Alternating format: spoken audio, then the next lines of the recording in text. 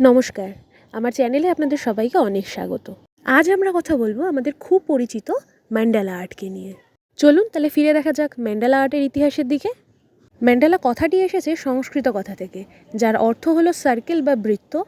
আর এটার দ্বারা এটাই বোঝানো হয় যে আমাদের জীবনের প্রত্যেকটি জিনিস একে অপরের সাথে ইন্টারকানেক্টেড এবং নেভার এন্ডিং।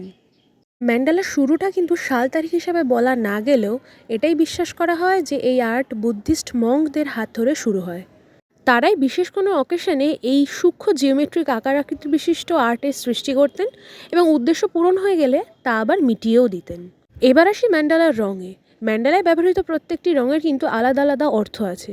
এই যেমন ধরুন, কালো রং নির্দেশ করে মিস্ট্রি, ডিপ থিঙ্কিং অ্যান্ড ইন্ডিভিজুয়ালিটিকে। সাদা রং স্পিরিচুয়ালিটি অ্যান্ড পিওরিটিকে নির্দেশ করে। ম্যান্ডেলায় লাল রং কিন্তু নির্দেশ করে এনার্জি, স্ট্রেংথ এবং প্যাশনকে। কমলা রং নির্দেশ করে সেলফ অ্যাওয়ারনেস অ্যান্ড ক্রিয়েটিভিটিকে। হলুদ কালার ব্যবহৃত হলে বুঝে নিতে হবে সেটা জয় এবং হ্যাপিনেসের জন্য।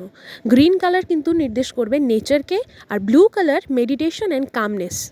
ম্যান্ডেলার একটি বিশেষ কালার হচ্ছে পার্পেল বা বেগুনি রং। এর দ্বারা বোঝানো হয় স্পিরিচুয়ালিটিকে, অর্থাৎ এর গভীর অর্থ হলো স্পিরিচুয়ালিটি ইজ এভরিহোয়ার, অর্থাৎ ভগবান সর্বদা সমস্ত রূপে আমাদের সঙ্গে বিরাজমান রয়েছেন। স্ট্রেস কমাতে এবং মানসিক একাগ্রতা বৃদ্ধিতে ম্যান্ডেলা আর্ট কিন্তু গুরুত্বপূর্ণ ভূমিকা পালন করে। মনে করা হয় ম্যান্ডেলা আর্ট মানব জীবনে ধ্যানের মতোই একই প্রভাব ফেলতে সক্ষম। তো এই ছিল আজকের গল্প। আজ আসি তাহলে, আবার তাহলে কাল দেখা হচ্ছে নতুন একটা গল্প নিয়ে।